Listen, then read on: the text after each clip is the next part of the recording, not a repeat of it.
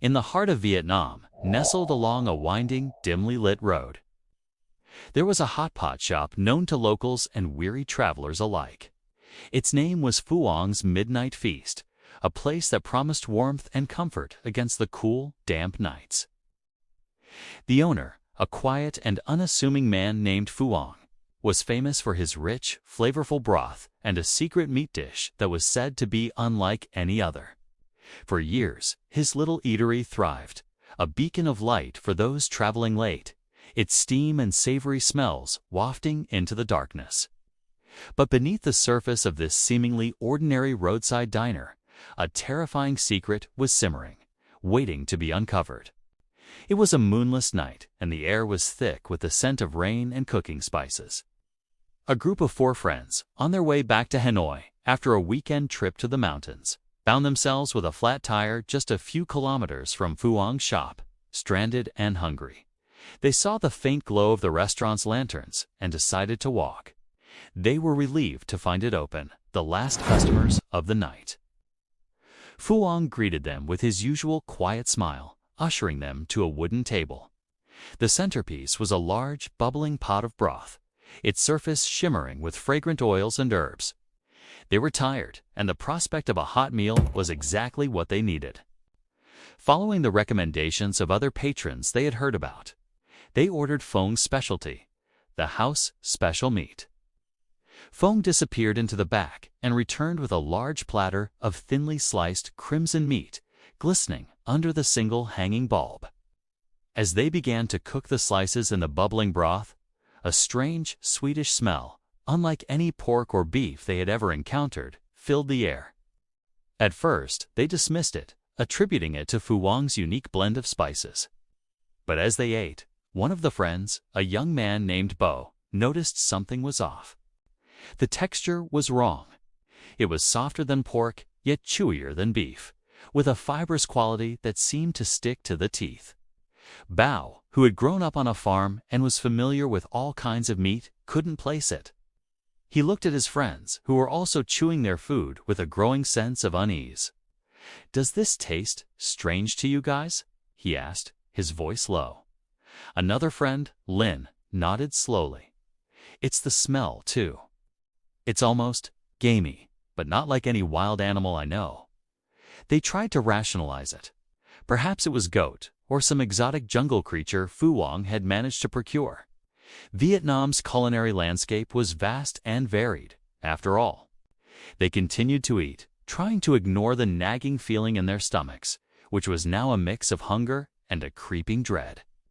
But with each bite, the peculiarity of the meat became more pronounced. The flavor was subtly metallic, an aftertaste that lingered unpleasantly on the tongue. Bo picked up a raw slice with his chopsticks, holding it up to the light. He noticed the muscle fibers were arranged in a pattern he had never seen in livestock. They were long, slender, and arranged in a way that was disturbingly familiar, though he couldn't quite pinpoint why. He then noticed a small, almost imperceptible detail on the edge of one slice, a tiny, dark circle that looked suspiciously like a mole. A cold shiver ran down his spine. He discreetly nudged Lin and gestured towards the platter. Her eyes widened in horror as she saw it too. The conversation at the table died down, replaced by a tense silence broken only by the bubbling of the hot pot. The delicious aroma that had welcomed them now seemed cloying and nauseating. The group exchanged panicked glances. The pieces of the puzzle were starting to click into place, forming a picture so grotesque it was almost unbelievable. The strange texture, the sweet cloying smell, the familiar yet unplaceable muscle structure, and now, what looked unmistakably like a human skin feature. Suddenly, they remembered the local news reports they'd heard on the radio during their trip. Over the past few months, several backpackers and lone travelers had gone missing along this very stretch of road. The police had no leads, and the disappearances had been chalked up to the dangers of traveling alone in remote areas. But what if it wasn't an accident? What if their final destination was this very restaurant? It was so horrifying, so unthinkable, that they felt a wave of sickness wash over them. They looked over at Phuong, who was quietly wiping down the counter, his back to them, seemingly oblivious to their dawning horror. Their appetite was gone, replaced by a primal fear. They had to get out. Acting as casually as they could, they told Phuong the meal was delicious, but they were too full to finish. They paid their bill, their hands trembling as they handed over the money. Phuong simply nodded, his face as placid and unreadable as ever.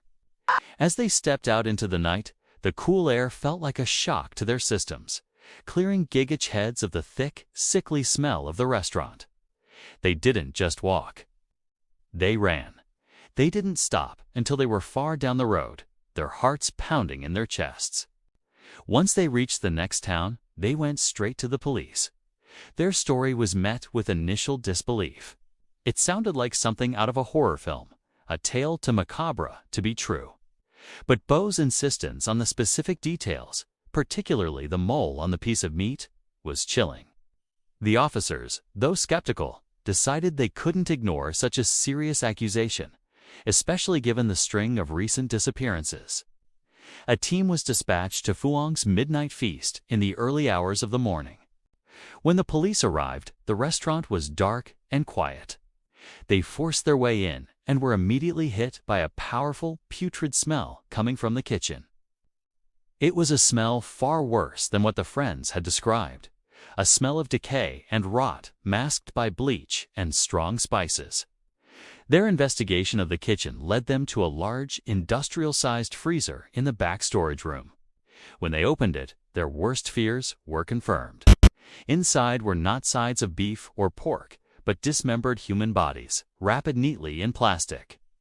Tools of a butcher cleavers, boning knives, and a meat saw were found nearby, all meticulously cleaned, but still bearing faint dark stains. Phuong was arrested at his small home behind the restaurant. He showed no emotion, no resistance. During his interrogation, the full, horrifying truth came out. Phuong confessed that for years he had been preying on lone travelers who stopped at his shop. He would drug their drinks, and once they were unconscious, he would murder them in his soundproofed back room. He was a skilled butcher, and he would dismember the bodies, using the flesh for his house special hot pot. The parts he couldn't use were buried in the dense jungle behind his property. He admitted to killing at least a dozen people, their only crime being that they were in the wrong place at the wrong time. His motive was a chilling mix of convenience and a twisted sense of pride in his unique ingredient. The case sent shockwaves through Vietnam and beyond. The story of the roadside hot pot shop that served human flesh became a terrifying modern folktale. A cautionary story for travelers everywhere. The four friends who survived that night were hailed as heroes, but they were forever haunted by their experience. The memory of that meal, the strange texture, and the sweet, sickly smell would never leave them. Phuong's midnight feast, once a symbol of roadside comfort, was torn down, leaving behind only an empty patch of land and the chilling memory of the terrifying secret it once held. A stark reminder that sometimes the greatest monsters are the ones hiding in plain sight, serving you dinner with a smile.